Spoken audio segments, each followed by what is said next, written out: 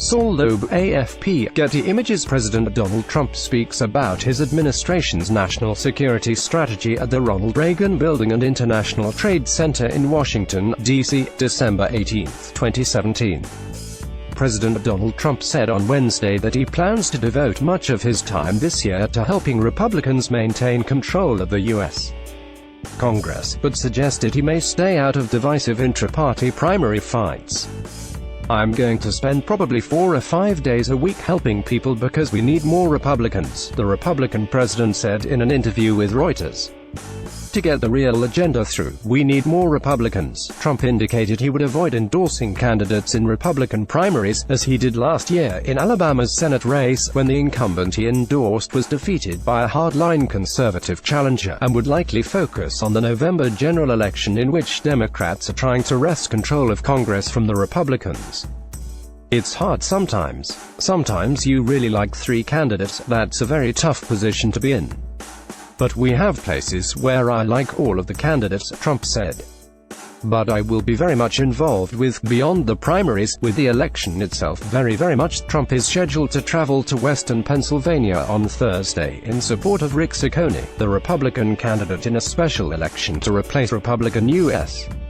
Representative Tim Murphy, who resigned in October amid a sex scandal. Trump said he is traveling to Pennsylvania to give Saccone his total support. 34 seats in the Senate and all 435 seats in the House of Representatives will be contested in November's midterm elections. Democrats need to add a net total of 2 seats to assume control of the 100-seat Senate and 24 seats to take over the House. Fractious Republican primary battles already are developing in states including Arizona, Nevada and Wisconsin, where some of the candidates are backed by Steve Bannon, Trump's former chief political strategist who he fired last August. Before Bannon had a public falling out with the president over the former advisor's comments in a new book about the Trump White House, the expectation had been that Bannon's involvement might tempt Trump to interject himself into some of those fights. Now that appears much less likely. Selling the tax bill, Trump said he will tout during the campaign the Republican-backed tax overhaul law passed by Congress last month that slashed taxes for corporations and the rich while offering a mixed bag of tax changes to other Americans, a measure he argued would grow in popularity with voters as they see the taxes reduced in paychecks. The bill also opened up part of the Arctic National Wildlife Refuge in Alaska to private oil drilling and repealed a provision of the Affordable Care Act, dubbed Obamacare, that imposed a fine on people who did not obtain health insurance. "Those were very big things," the president said.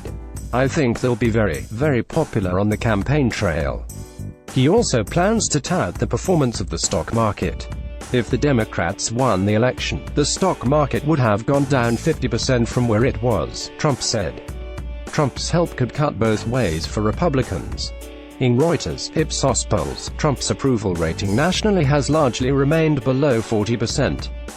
His presence on the campaign trail could boost turnout of Democratic voters who want to register the disapproval of him.